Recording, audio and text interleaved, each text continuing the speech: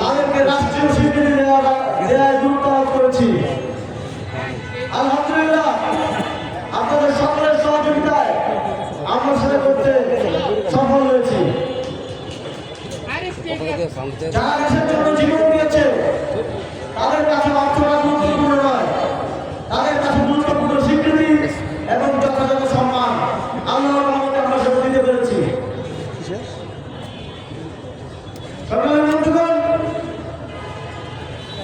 যে 11 দলীয় জোট এই নির্বাচনের মধ্য দিয়ে বাংলাদেশের ভবিষ্যৎ করার জন্য ঐক্যবদ্ধ হয়েছে, তার পক্ষ থেকে আমি বলতে চাই,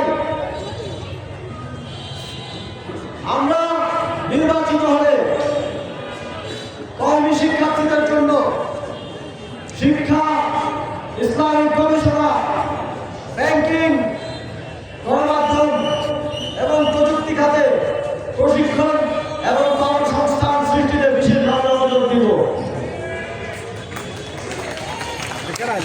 আমরা কোনোভাবে শিক্ষার্থী আছেন শিক্ষার্থীদের থেকে আলাদা করে দেখব না। তাদের সক্ষমতা বৃদ্ধির জন্য ইতিমধ্যে যখন আমি দায়িত্ব ছিলাম আমরা কম্পিউটার প্রশিক্ষণ শুরু করেছিলাম। আমরা মাদ্রাসাগুলোতে মাদ্রাসা শিক্ষার্থীদের ক্রিকেটে নিয়ে আসার জন্য প্রশিক্ষণের উদ্যোগ নিয়েছিলাম। আমরা মনে করি দেশের এই অত্যন্ত গুরুত্বপূর্ণ এবং দেশপ্রেমিক জনগোষ্ঠীকে পেছনে রেখে বাংলাদেশ সামনের দিকে এগিয়ে যেতে পারবে না। আমাদের এই কার্যক্রম আরো জোরে সোরে বড় থাকবে। সংগ্রামী বন্ধুগণ, আপনারা জানেন যে জাতীয় পে স্কেল করার জন্য যে কমিশনকে দায়িত্ব দেওয়া হয়েছিল তারা তাদের প্রথম উপস্থাপন করেছেন। আমরা 11 দলীয় ঐক্যজোটের পক্ষ থেকে সেই প্রস্তাবকে সমর্থন জানাই। সেই প্রস্তাবে সিনিয়র পেশ ইমামদেরকে 5ম গ্রেড, পেশ ইমামদেরকে 6ষ্ঠ গ্রেড, ইমামদের 9ম গ্রেড, মুয়াজ্জিন প্রধান মুয়াজ্জিনদের 10ম গ্রেড এবং সাধারণ মুয়াজ্জিনদের 11তম গ্রেড, খাদিম প্রধান খাদিমদের 15তম গ্রেড এবং যারা মসজিদ মাদ্রাসার নিরাপত্তা প্রহরী এবং পরিচ্ছন্নতা কর্মীর দায়িত্ব রাখেন তাদেরকে 20তম গ্রেডে বেতন দেওয়ার কথা প্রস্তাব করা হয়েছে। আমরা 11 দলীয় জোট এবং জাতীয় নাগরিক পার্টির পক্ষ থেকে এই প্রস্তাব দ্রুত বাস্তবায়নের আহ্বান জানাচ্ছি। আমাদের আপনাদের ভোটে যদি 11 দলীয় জোট সরকার গঠন করতে পারে, আমরা এই প্রস্তাব দ্রুত বাস্তবায়নের মাধ্যমে ধর্মীয় প্রতিষ্ঠানের এই দায়িত্বগুলো যারা পালন করেন তাদেরকে পে স্কেলের অন্তর্ভুক্ত করবো ইনশাআল্লাহ। সংগ্রামী বন্ধুগণ, আপনাদের এই আসনে 11 দলীয় জোটের পক্ষ থেকে মনোনয়ন দেওয়া হয়েছে জাতীয় নাগরিক পার্টির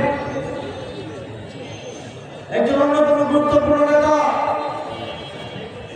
যিনি 2018 সাল থেকে গণতান্ত্রিক আন্দোলনে, আধিপত্যবাদ বিরোধী আন্দোলনে গুরুত্বপূর্ণ অবদান রেখে আসছেন। ঢাকা বিশ্ববিদ্যালয়ে যখন আমরা আন্দোলন করেছি তাকে কয়েকবার রক্তাক্ত হতে, আন্দোলন করতে আমরা দেখেছি। তিনি এদেশের মানুষের জন্য সেই সময় থেকে কাজ করে আসছেন, এখনো কাজ করে যাচ্ছেন।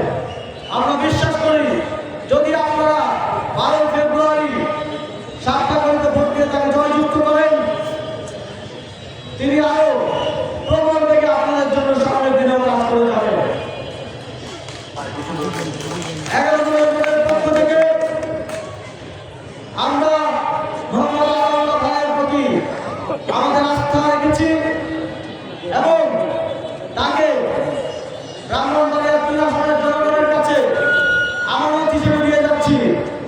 আমাদের বিশ্বাস আপনারা তাকে বিজয়ী করে নিয়ে আসবেন।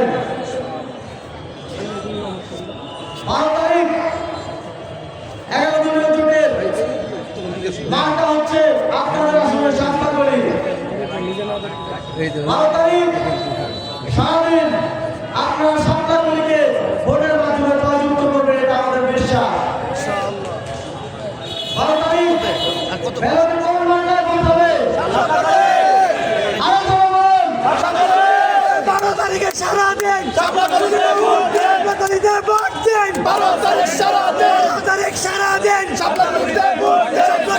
ভোট দিন। 12 তারিখ সারাদিন। দলের পক্ষ থেকে ব্রাহ্মণবাড়িয়া 1 আসনে সাউন্ড পাচ্ছেন কিনা? জামাল ইসলামের প্রার্থী অধ্যাপক একেএম আমিনুল ইসলামকে মনোনীত করা হয়েছে।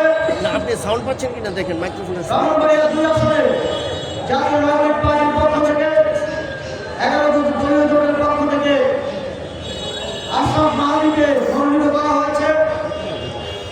4 আসনে জামাত ইসলামীর প্রার্থী 11 দলীয় জোটের পক্ষ থেকে আতাউর রহমান সরকারকে মনোনীত করা হয়েছে। ব্রাহ্মণবাড়িয়া 5 আসনে মুফতি আমজাদ হোসেন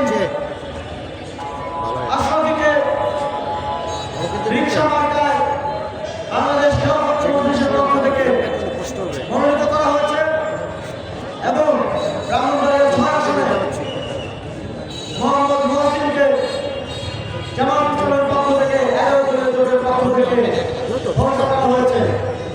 ব্রাহ্মণবাড়িয়া বাসীর প্রতি আমাদের আহ্বান থাকবে, আপনারা 11 দলীয় জোটের প্রার্থীদেরকে জয়যুক্ত করার মধ্য দিয়ে এটা কি অনেকবার ধরছে? ঐক্যবদ্ধ বাংলাদেশের যে ঐক্য হয়েছে তাদেরকে আপনাদের জন্য কাজ করার সুযোগ করে দেবেন এবং আমরা কর্মমুখীর ধারায় যারা বিগত সময়ে বারবার কথা দিয়ে কথা রাখেনি তাদের মতো হবে না।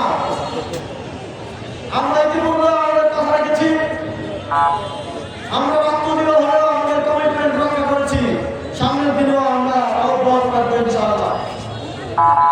আপনারা জানেন এছাড়াও এবার আরেকটি ব্যাপারে ভোট হবে, সেটা হচ্ছে গণভোট।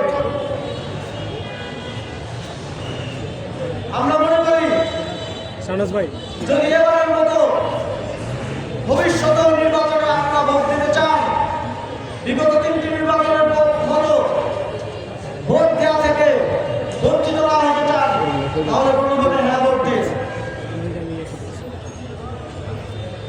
যদি শেখ হাসিনার মতো ভবিষ্যতে আর কোনো সরকার দেখতে না চান যে আপনাদের সন্তানদের রক্ত ঝরিয়েছে, তাহলে গণভোটে হ্যাঁ ভোট দিন।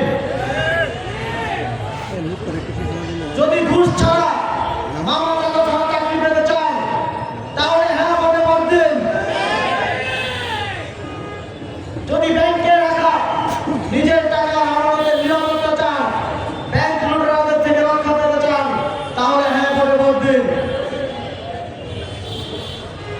যদি আদালতে ন্যায় বিচার পেতে চান, তাহলে গণভোটে হ্যাঁ ভোট দিন। যদি দুর্নীতি, চাঁদাবাজি, অর্থ পাচার বন্ধ করতে চান, তাহলে হ্যাঁ ভোট দিন। যদি চাঁদা না দিয়ে ব্যবসা করতে চান, আপনার কষ্টের অর্জিত টাকা অন্য কাউকে যদি না দিতে চান, তাহলে হ্যাঁ ভোটে ভোট দিন। যদি মা মন্দির ইজ্জতের নিরাপত্তা চান, আমরা দেখছি একটি দলের নেতারা আমাদের মা মন্দির বিবস্ত্র করার ঘোষণা দিচ্ছে। যদি তাদের থেকে রক্ষা পেতে চান, তাহলে গণভোটে হ্যাঁ ভোট দিন। যারা আমাদের